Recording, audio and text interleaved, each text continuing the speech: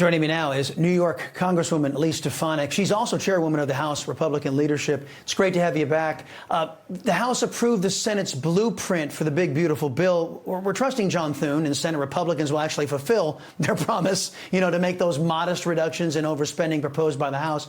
But as you know, the government rarely keeps those kinds of promises. Americans are right to be skeptical after decades of poor stewardship of our money, aren't they?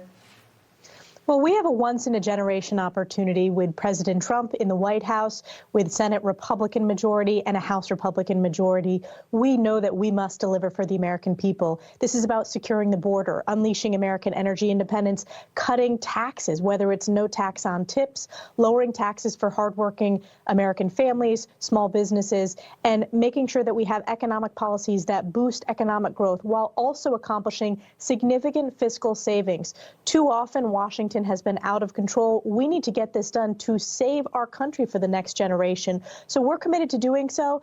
President Trump was able to deliver this victory because of his relationships with all the House Republicans, all the Senate Republicans, and most importantly, because of his strong mandate from the American people. Well, I want to focus on you, if I can, for a minute. Speaking of the president and Speaker Johnson, they made it very clear that your leadership in the House is essential to their agenda, and they were worried about losing that leadership to an executive branch post. So how do you plan on using your political capital now, leading the House to maybe finally force this government to spend only what we taxpayers give it in taxes?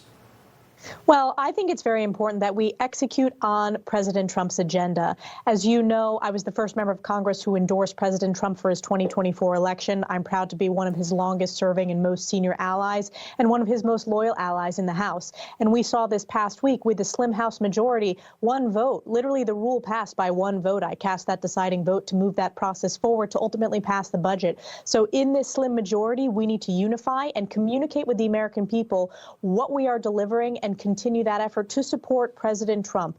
I was here during the first term. We need to make sure that we continue to act on this mandate and get it done. And when it comes to fiscal savings, making sure that we are stepping up to the plate, protecting next generations, making sure that we have those cost savings, standing up for U.S. taxpayers, and also cutting taxes, making sure that we're keeping our promise that President Trump made on the debate campaign trail when it came to no tax on tips, no tax on Social Security, making sure that we're addressing some of the SALT issues in the blue states, which I've been active on for a number of years, as well as securing the border and unleashing American energy dominance, which was crushed under Joe Biden. Right. And on fiscal matters, I want to expand our conversation to trade. In my view, President Trump has the dictator Xi of China right where he wants him. Xi can't do anything but continue to push these policies that screw over Americans in true left-wing fashion, by the way. If he bends the knee to Trump, he's kind of in a compromised position, maybe even finished at home in communist China. So he has to continue to raise these tariffs.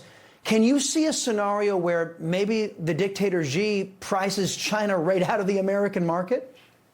Well, first of all, we have the strongest economy in the world, and it will only get stronger with President Trump. President Trump is the master deal maker around the world, and this is a return to America First policies. Look at the over 70 countries that have come to the table after President Trump's tariff announcements. We have a huge opportunity to make sure that we are standing up for American manufacturers, American small businesses, Main Street, and for too long, we have been taken advantage of. Look, for young families who are my age, we have seen the loss of manufacturing jobs. I've seen that in my home district where I grew up in upstate New York. It is time to put our country first, and President Trump is the strongest leader to do so. Yes, of course he's going to continue to press China because so many of these jobs, China has eaten our lunch under failed presidents of the past, no longer under President Trump. So he does have China exactly where he wants him, and President Trump will always put the American worker first. This is about hardworking American families. This is about the American economy. Congresswoman, I've only got about 45 seconds left, but I want to just get, as we mentioned on the top, you've got the president's confidence, the speaker's confidence. A lot of conservatives trust you as well. You personally, what's something you want to get done next couple of years?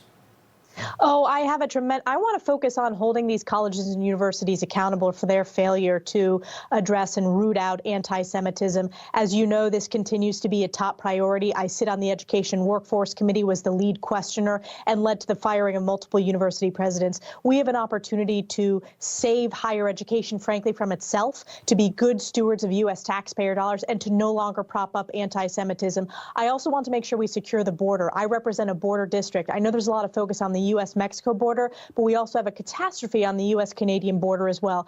And I want to save our fiscal house for the next generation. I think about that as a mom of my young 3-year-old son, Sam. So there's a list of agenda items that I want to get done and work with President Trump to achieve that.